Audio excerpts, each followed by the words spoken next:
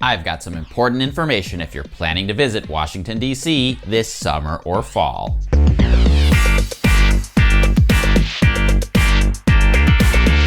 Hello, my name is Rob. I'm a tour guide and the founder of Trip Hacks DC Tours. On this channel, I share my best tips, tricks, and hacks for exploring Washington, D.C. And over at triphacksdc.com, you'll find info about tours and more. Washington, D.C. travel is coming back, but things are still different than they were pre-COVID. So I want to make sure that you know what's going on right now, especially if you're planning a trip this summer or fall. And I'm curious, when is your next planned trip to Washington, D.C.? And what are you most looking forward to doing? Or have you already been here this year? And if so, how was your trip? Leave a comment on the video and let me know. And at the end of the video, I'll give my personal opinion about whether I think right now is a good time to visit Washington, D.C. With that said, let's get started. Let's kick off with some reopening updates. As of right now, all restrictions in Washington, D.C. have been lifted. However, it's very important to appreciate that there is a difference between what the government says businesses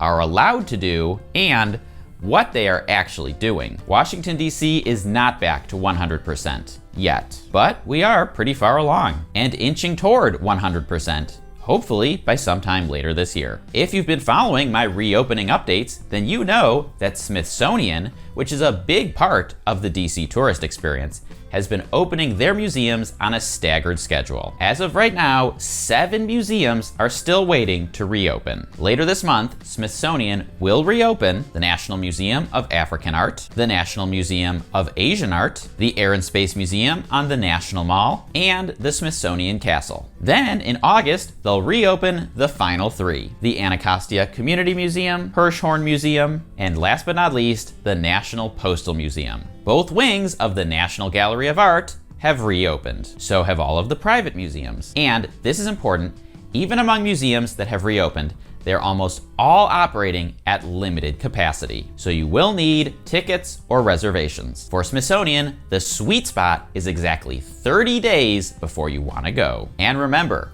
most museums are open 5 days per week this summer, not 7. A lot of special summertime activities are back. On Wednesdays, there are free concerts at the Transit Pier at the Wharf. And on Friday nights, the Yards Park Concert Series is back, just to name a few. Free outdoor movie nights are back. You can watch free outdoor movies this summer at the Wharf, the Library of Congress, and the Martin Luther King Jr. Memorial, just to name a few. There are plenty of neighborhood movie nights as well. Since a lot of the free movie nights and concerts are coming together this summer fairly quickly, I'll try to leave some links down in the description to articles so you can read and find out where they're happening and when. Unfortunately, some of the big federal sites are still closed, including the Capitol, the top of the Washington Monument, Old Post Office Tower, and White House tours. However, the White House Visitor Center did reopen with limited hours, on limited dates, first come, first serve. No tickets required for that one. Next, let's run through some transportation updates, starting with some good news. Big changes are coming to Metro. Starting July 18th,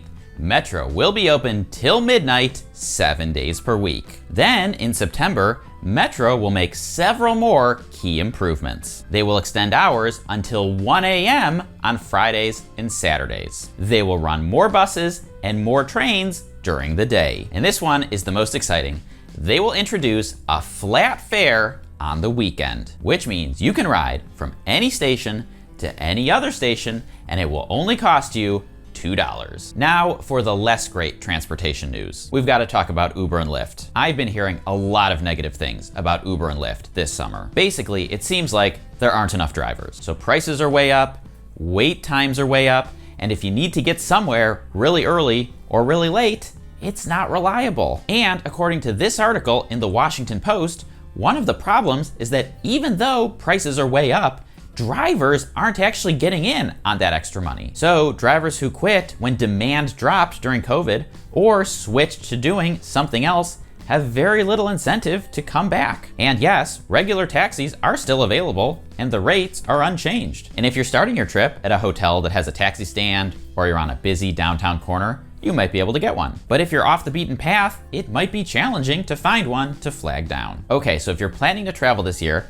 Here are some of my tips that will hopefully help you have the best possible experience. First, reservations. You've got to make them. In the past, Washington, D.C. had a lot of things that you could just walk up and do, but it's way different this year. So if you want to go to a museum, take a tour, eat at a restaurant, or whatever, make sure you get your tickets or reservations in advance. And equally important, if you change your mind or can't go anymore, cancel your reservations. No showing has become a huge problem this summer, to the point where some restaurants now require a valid credit card when you make the reservation, and there's a penalty if you don't show. And really, this is a big deal because small businesses are still struggling, and no showing on a reservation means that not only did they lose out on a sale, but that someone else who wanted to do that probably lost the opportunity. One thing you'll need to bring with you when you travel this year is a lot of patience. Things are just moving more slowly than they did before. A lot of places are still working hard to get restaffed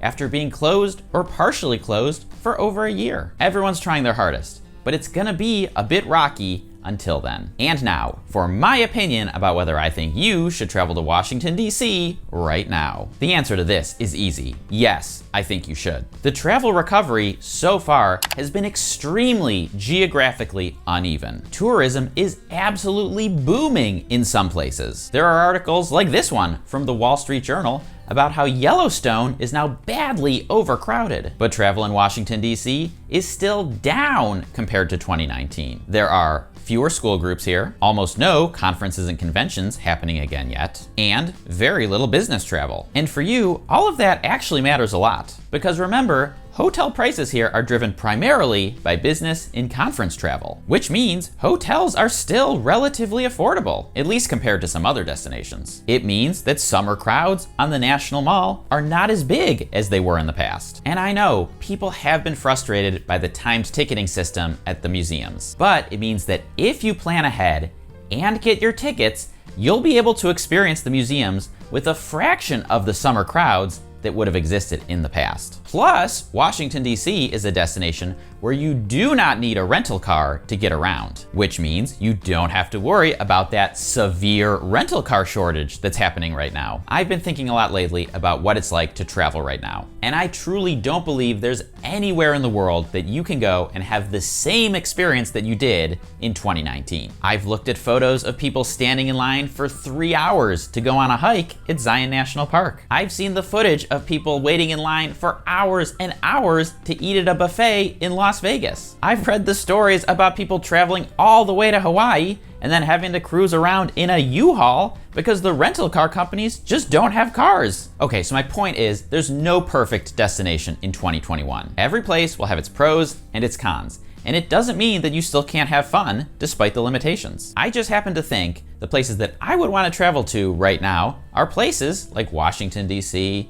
or New York City, where sure, I can't see a Broadway play this summer, and I'll have to plan ahead for most of my activities. But these cities are built for crowds, and with visitor numbers lower than before and business travel paused, it makes this summer actually a great time to experience them. But that's just my 2 cents, and I'm curious to know what you think too. So leave a comment and let me know. And hey, if you made it this far, then I highly recommend another Trip Hacks DC video. So go ahead and click or tap right over here to watch the next one. And if you're coming to Washington, D.C. and interested in signing up for a Trip Hacks DC guided tour, you can click or tap on the Capitol Dome on the left side of my head. That'll send you right over to triphacksdc.com where you can see all of the tours that we offer. Enjoy your trip.